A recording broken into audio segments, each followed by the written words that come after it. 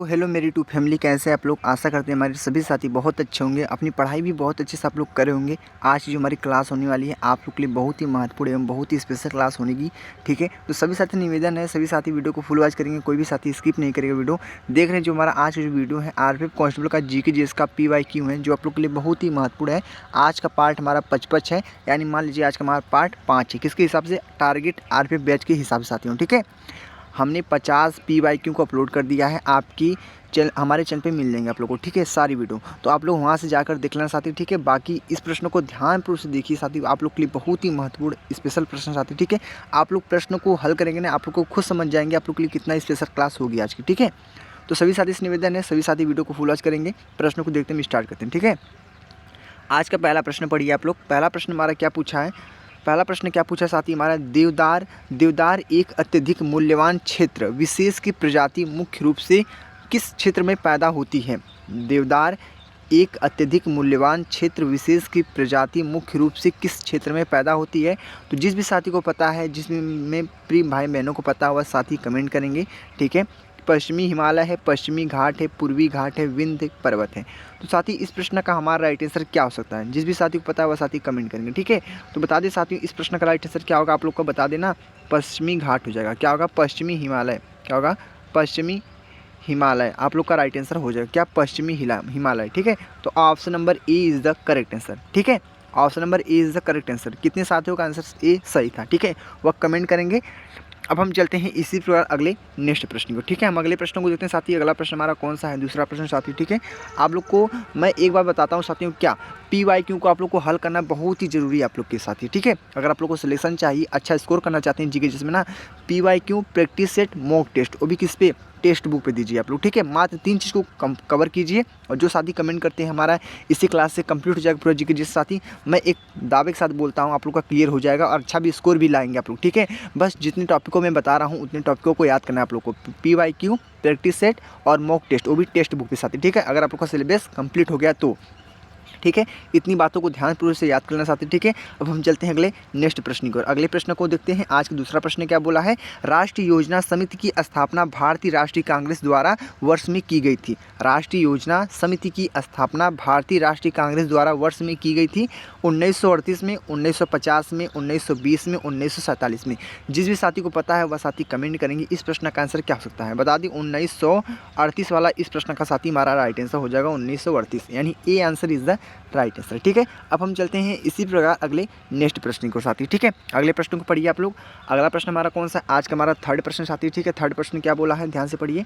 ठीक है, तीसरा प्रश्न बोला है भारत का संविधान तारीख को अपनाया गया था। भारत का जो संविधान हमारा किस दिन को, किस तारीख को अपनाया गया था साथी, यह बताना आप लोग को। ठीक है, हम एक बार देखते हैं साथी, जो हमारे साथी रेगुलर वीडियो को देखते होंगे उनको पता होगा सबसे ज़्यादा प्रश्न हमारे पॉलिटी से यानी संविधान से प्रश्न पूछे जाते हैं सबसे ज़्यादा, फिर हिस्ट्री से। ठीक है, फिर स्ट्रेटेजी के और करंट के प्रश्न होते हैं साथी। ठीक है, आप लोग को इतने पॉइंटों को एकदम ज़बरदस्त तरीके से याद करना साथी। ठीक है, क्या बोला है? भारत का संविधान तारीख को अपनाया गया था 26 नवंबर 1949 को, 30 अक्टूबर 1949 को, और 30 अक्टूबर 1954 है, 27 जनवरी 1960 है, 15 अगस्त 1947 है। इसमें से आप लोग का कौन सा answer is the right answer होगा? बताइए आप लोग कमेंट बॉक्स में। इस प्रश्न का जो हमारा राइट आंसर हो जाएगा बता दें साथियों ना, 26 नवंबर 1949 वाला इस प्रश्न का हमारा राइट आंसर हो जाएगा। ठीक है, तो क्लियर हो चुके हैं आप लोग। अब हम चलते हैं अगले नेक्स्ट प्रश्न की ओर।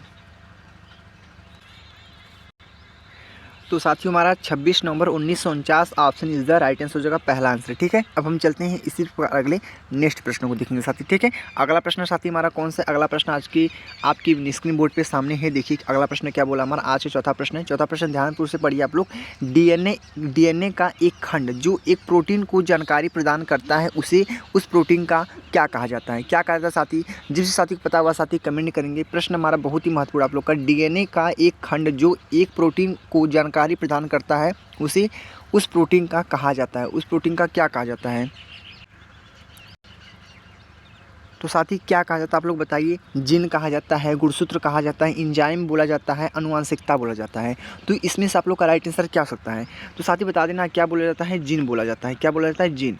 जीन यानी option number A is the correct answer. ठीक है, डीएनए का एक खंड जो एक प्रोटीन को जानकारी प्रदान करता है उसे उस प्रोटीन को क्या कहा जाता है, तो उस प्रोटीन का जीन बोला जाता है। ठीक है, तो क्लियर हो चुके हैं आप लोग अच्छे से। अब हम चलते हैं इसी प्रकार अगले नेक्स्ट प्रश्न को साथी। ठीक है, आप लोग को आशा करते हैं समझ में आ रहा होगा। ठीक है, प्रश्न बहुत ही महत्वपूर्ण प्रश्न साथी। ठीक, किसी भी प्रश्न को हल्के मत लेना और सही प्रश्नों को हमने नोटबुक पर नोट जरूर करना, क्योंकि सही प्रश्न क्या हमारे PYQ और आप लोग को पता है PYQ को हल करने से हमको क्या फ़ायदा मिलती है। आप लोग को पहले पॉइंट पता चल जाएगा कहाँ से प्रश्न पूछ जाते हैं, किस टॉपिक से प्रश्न पूछ जाते हैं, सबसे ज़्यादा प्रश्न कहाँ से बनते हैं, ये बात आप लोग को ध्यान में आ जाएगी साथी ना। तो आप लोग एग्जाम को क्वालिफाई करने में बहुत ही आसानी हो जाएगा। ठीक है, आप लोग को पहले सब कुछ पता चल जाएगा। तो आप लोग बताइए कैसे आप लोग का एग्जाम क्वालिफाई नहीं हो सकता। ठीक है, ये बात ध्यान रखना। पांचवा प्रश्न पढ़ते हैं। पांचवा प्रश्न बोला है, निम्नलिखित में से कौन सी नदी डेल्टा नहीं बनाती है।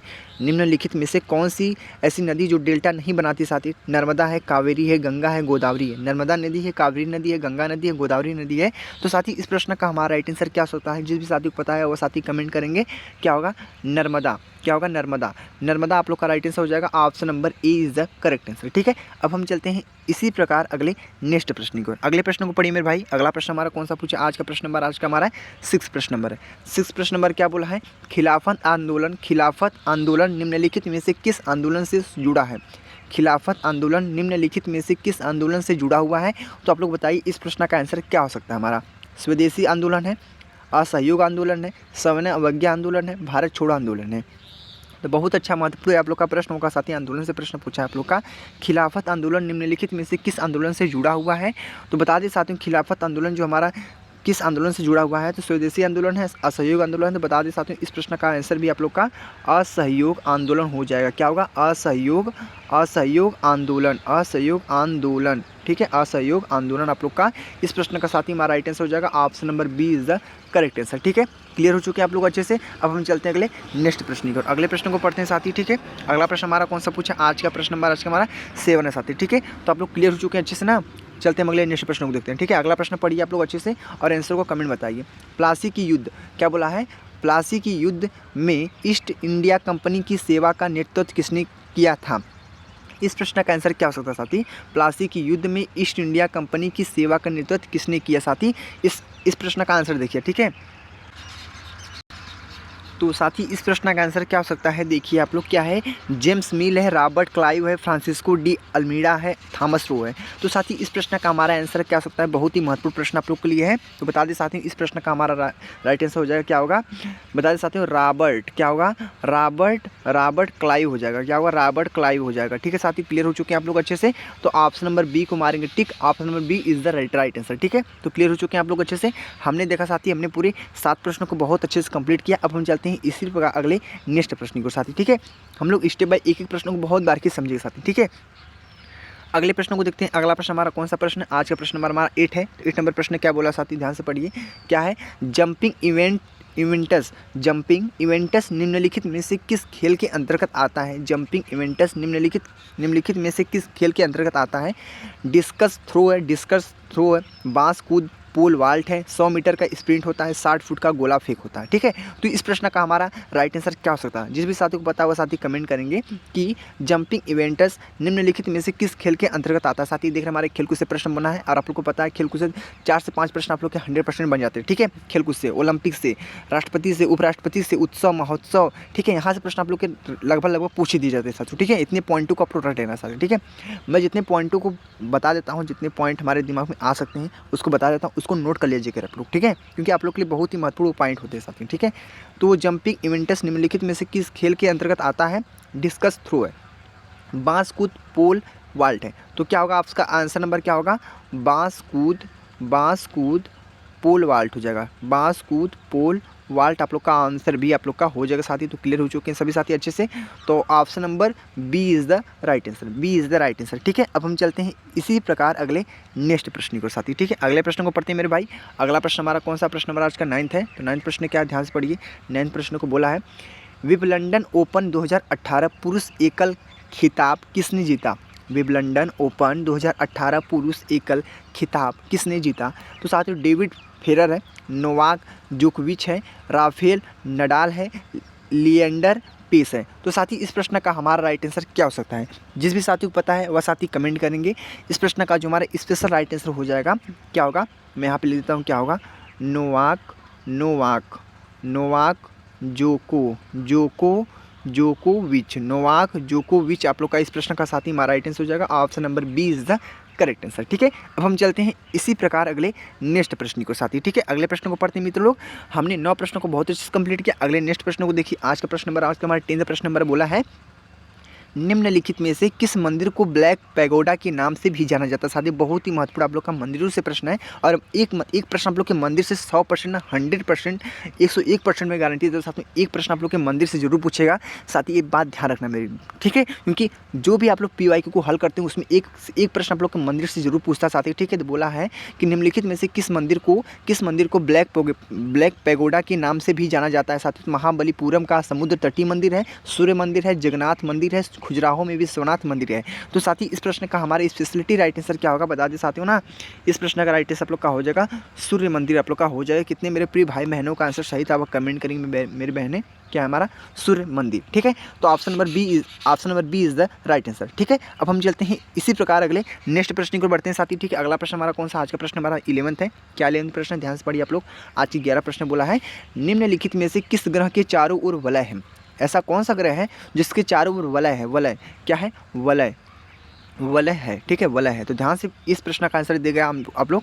क्या है, निम्नलिखित में से किस ग्रह के चारों ओर वलय है? तो शनि है, पृथ्वी है, मंगल है, प्लूटो हो। तो इन चारों ऑप्शन में से कौन सा ऑप्शन आप लोग का राइट है? और कोई भी साथी हमारा तुक्का का प्रयोग नहीं करेगा, क्योंकि बहुत से साथी होते हैं अभी जो 12th पास क्लियर करके अभी फॉर्म को फिलअप किए हैं, बहुत साथी होते हैं जाते हैं एग्जाम को देखने के लिए, एग्जाम किस प्रकार से कहाँ से प्रश्न पूछे जाते हैं ये देखने जाते हैं साथियों। ठीक है, लेकिन उनको ऐसा नहीं करना चाहिए। ठीक है, जो थोड़ा सी मेहनत कर लीजिएंगे आप लोग, क्या हो जाए साथियों। ठीक है, थोड़ा सी मेहनत कर लेंगे आप लोग को तो क्या हो जाएगा, आप ही लोग बताइए साथियों। ठीक है, तो थोड़ी सी मेहनत करके आप लोग सलेक्शन पा सकते हैं, तो उसमें घबराइए मत। ठीक है, मेहनत से पढ़िए और सलेक्शन लीजिए साथियों। ठीक है, तो निम्नलिखित में से किस ग्रह के चारों ओर वलय होता है? तो बता दें साथियों, आप लोग का शनि आप लोग का राइट आंसर हो जाएगा। क्या?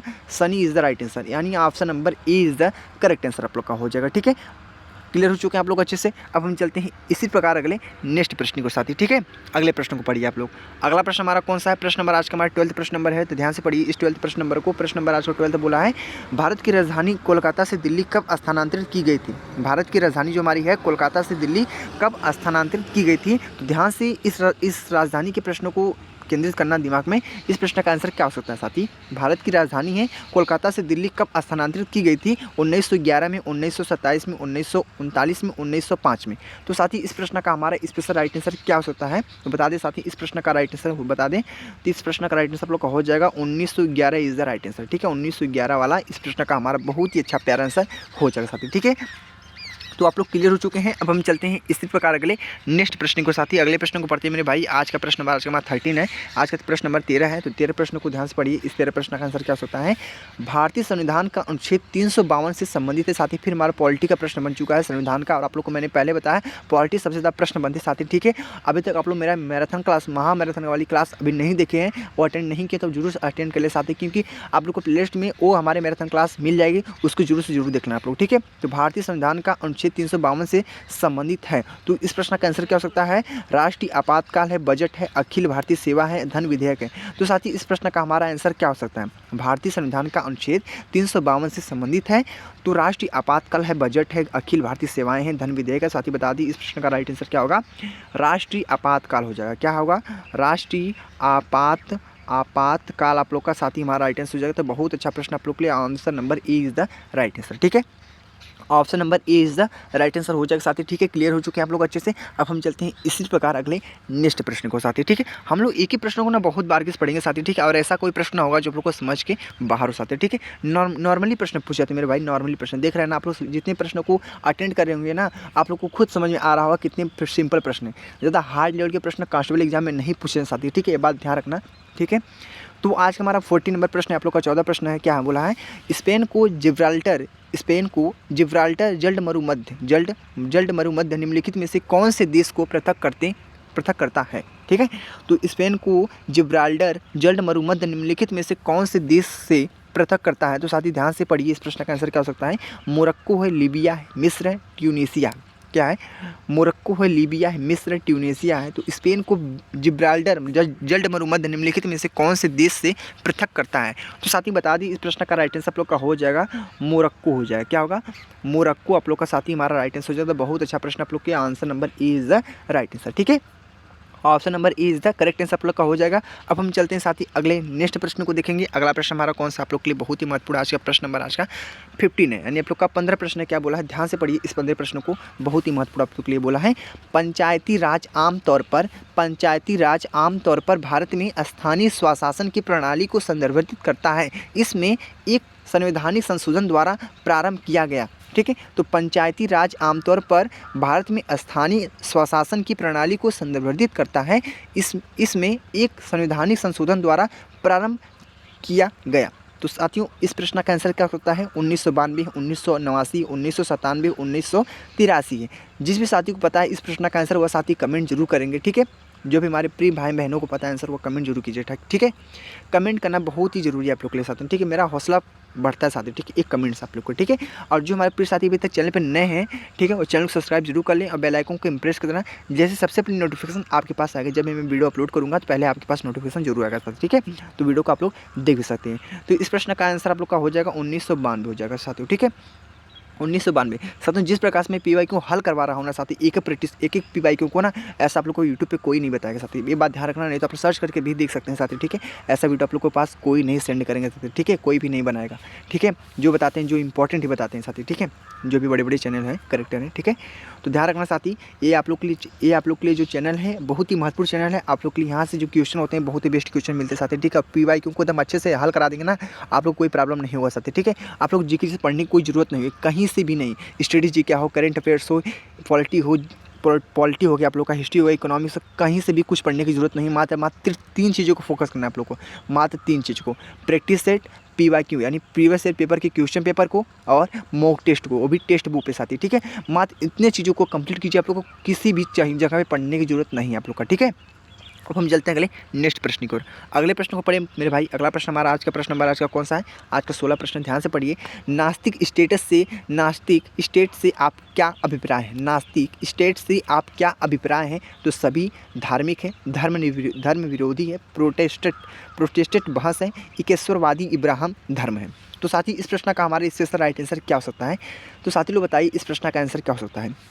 बोला है प्रश्न नंबर 16, नास्तिक स्टेट से आप क्या अभिप्राय हैं? सभी धार्मिक है, धर्म विरोधी है, प्रोटेस्टेंट बहस है, इकेश्वरवादी इब्राहिम धर्म है। तो साथ ही बता दी इस प्रश्न का राइट आंसर बता दी क्या हो सकता है?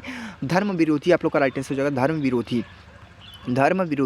यानी option number B is the correct answer. ठीक है, answer number B is the right answer हो जाएगा। तो साथी लोग अच्छे से क्लियर हो चुके हैं, कंप्लीट हो चुका है आप लोग का 16 प्रश्न। ठीक है, हम लोग 1 से 16 प्रश्न तक बहुत अच्छे से कंप्लीट कर लिए साथी। क्या आप लोग किसी प्रश्न में डाउट हुआ साथी?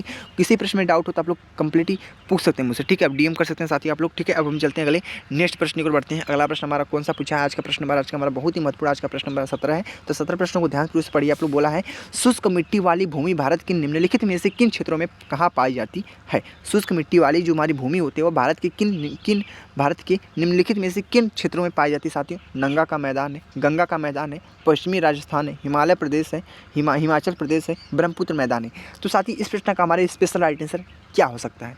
क्या हो सकता है मेरे भाई बताइए आप लोग कि शुष्क मिट्टी जो हमारी है, शुष्क मिट्टी वाली भूमि भारत के निम्नलिखित में से किन क्षेत्रों में कहाँ पाई जाती है? तो गंगा का मैदान, पश्चिमी राजस्थान, हिमाचल प्रदेश, ब्रह्मपुत्र मैदान। तो साथ ही बता दी इस प्रश्न का राइट आंसर बहुत अच्छा आप लोग का हो जाएगा पश्चिमी राजस्थान। कितने मेरे प्रिय भाई बहनों को पता था आंसर वो कमेंट करेंगे। ठीक है, क्योंकि आप लोग को पता है एग्जाम बहुत नज़दीक आ चुका है आप लोग को। ठीक है, अगर आप PYQ को हल नहीं कर पाते हैं तो मान लीजिए आप लोग एग्जाम में सिलेक्शन नहीं पा सकते थे। ठीक है, क्योंकि PYQ को हल करना आप लोग के लिए बहुत ही ज़्यादा महत्वपूर्ण हो सकता है साथियों, क्योंकि आप लोग पता है अरबी रिपीटेड प्रश्नों को बहुत बार रिपीट करती साथी। ठीक है, आप लोग को मैंने पहले क्वेश्चन को बता चुका हूँ साथी। ठीक है, बात मेरी गांठ बांध लेना आप लोग। ठीक है, अब हम चलते हैं स्टेप अगले नेक्स्ट प्रश्न को साथी। अगले प्रश्न को पढ़ते हैं मेरे भाई। आज का प्रश्न नंबर आज का हमारा है 18 प्रश्न है। क्या 18 प्रश्न पर्वतों से प्रश्न पूछा है और बहुत ही महत्वपूर्ण है, और इस प्रश्न का आंसर सभी साथी दे भी सकते हैं। बहुत ही सिंपल प्रश्न है आप लोग के लिए। किस पर्वत शिखर को K2 भी कहा जाता है साथियों? बहुत ही महत्वपूर्ण आप लोग का करंट का प्रश्न है और आप लोग के लिए महत्वपूर्ण हो ना सकता है, ऐसा हो भी नहीं सकता साथी। ठीक है, तो किस पर्वत शिखर को K2 भी कहा जाता है? K2 भी कहा जाता है साथियों, ध्यान रखना। नंगा पर्वत है, आंडवानी आस्टेन है, एवरेस्ट है, कंचनजंगा है। तो साथ ही इस प्रश्न का जो हमारे स्पेशल राइट आंसर हो जाएगा मेरे भाई, इस प्रश्न का राइट आंसर हो जाएगा क्या? गाडवानी गाडवानी गाडवानी आस्टेन, गाडवानी आस्टेन आप लोग का साथ ही हमारा राइट आंसर हो जाएगा। तो बहुत अच्छा प्रश्न आप लोग के लिए। आंसर नंबर बी को मारेंगे click, answer number B is the right answer. ठीक है, तो क्लियर हो चुके हैं, हमने 18 प्रश्नों को भी बहुत अच्छे से कंप्लीट किया। अब हम चलते हैं इसी प्रकार अगले नेक्स्ट प्रश्न को साथ ही। ठीक है, तो अगला प्रश्न हमारा कौन सा, आज का प्रश्न नंबर आज का 19 है। ध्यान से पढ़िए उस 19वें प्रश्न को। 19 प्रश्न क्या बोला है, प्रश्न नंबर 19 से कौन सी दर हमारी है जो उस विशिष्ट वर्ष में प्रति 1000 जीवित बच्चों पर 1 वर्ष की आयु से पूर्व मृत होने वाले बच्चों के अनुपात को इंगित करती है। कौन सी दर हमारी उस विशिष्ट वर्ष में प्रति 1000 जीवित बच्चों पर 1 वर्ष की आयु से पूर्व मृत होने वाले बच्चों के अनुपात को इंगित करती है। तो मृत्यु दर है, शिशु मृत्यु दर है, साक्षरता दर है, जन्म दर है। तो साथी इस प्रश्न का हमारा स्पेशल राइट आंसर क्या होता है, जिस भी साथी को पता है वह साथी जरूर कमेंट करेंगे। तो बहुत अच्छा प्रश्न आप लोग के लिए हमारा है। तो बता दें साथियों, आप लोग को यहाँ पर लिख देता हूँ क्या होगा, शिशु मृत्यु दर आप लोग का साथ ही हमारा राइट आंसर हो जाएगा। तो ऑप्शन नंबर बी को मारेंगे tick, answer number B is the right answer, यानी आप लोग का करेक्ट आंसर आप लोग का बी आंसर हो जाएगा। अब हम चलते हैं इसी प्रकार अगले नेक्स्ट प्रश्न को साथ ही। ठीक है, अगले प्रश्न को पढ़िए मेरे भाई। अगला प्रश्न कौन सा हमारा आज का हमारा है, अंतिम प्रश्न आप लोग का 20वां प्रश्न है। तो 20वें प्रश्न को ध्यानपूर्वक से पढ़ना है और आप लोग को आ रहा होगा इस प्रश्न का आंसर जरूर कमेंट करना। आवृत्ति की इकाई क्या होती है साथियों, हमारे का फिजिक्स का प्रश्न है। आप लोग को मैंने पहले बताया था मात्र 7 ही प्रश्न पूछे जाते हैं पूरे साइंस की बात कर रहा हूँ। मात्र 7 प्रश्न पूछे जाते हैं, 3 प्रश्न फिजिक्स से, 2 प्रश्न आप लोग के केमिस्ट्री से, 2 प्रश्न आप लोग के बायोलॉजिकल सिस्टम से साथी। ठीक है, तो इस प्रश्न का आंसर क्या हो सकता है, आवृत्ति की इकाई क्या होती है, आवृत्ति की इकाई हमारी है वो क्या होती है साथी। ध्यान से इस प्रश्न का आंसर बताइए आप लोग, क्या हो सकता है, हेनरी है, हर्ट्ज है, फैराडे है। क्या है, हेनरी है, हर्ट्ज है, फैराडे है, जूल है। तो साथी इस प्रश्न का हमारा स्पेशल राइट आंसर क्या हो सकता है, बता दें साथी। इस प्रश्न का जो हमारा राइट आंसर हो जाएगा क्या होगा, हर्ट्ज हो जाएगा साथी। ठीक है, आवृत्ति का जो हमारा इसका इकाई होता है साथी, हर्ट्ज क्या होता है, हर्ट्ज।